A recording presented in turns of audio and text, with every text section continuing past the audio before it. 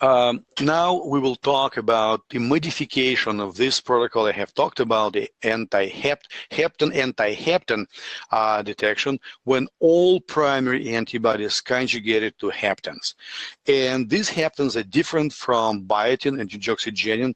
They are proprietary, and this technique has been recently developed by our collaborator company CellIDX, and this is pretty much what they do.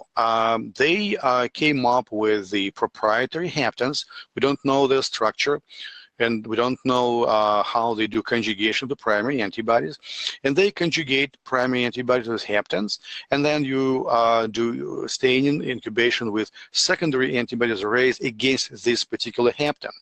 Currently, they have in their portfolio 4 different haptens and 4 different anti-hapten secondary antibodies conjugated to different fluorescent dyes.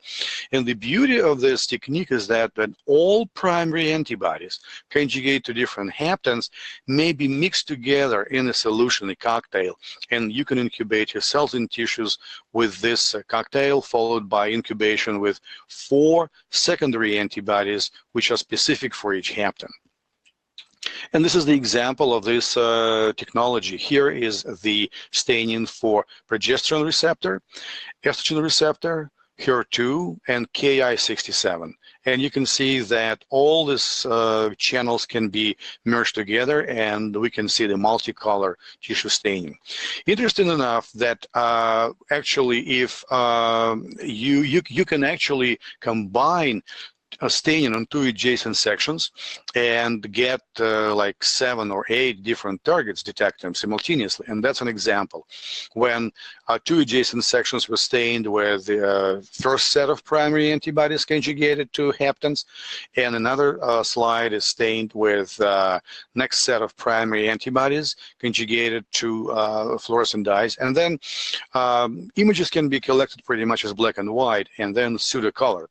But then both staining from slide 1 and 2 can be merged together, and that's given this, well, somehow messy image, but if we talk about multiple colors, they are all here. So this technique is also available to researchers to do multicolor fluorescence.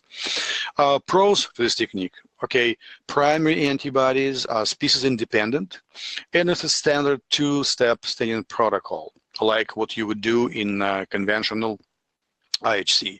There's no non-specific staining, okay, because we don't use secondary antibodies against the species of the primary antibodies.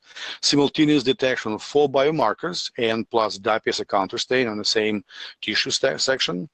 And actually more haptens are emergent, or they make more different haptens, then pretty much this technique has unlimited potential for multiplexing. And it can be used for both IHC and ICC.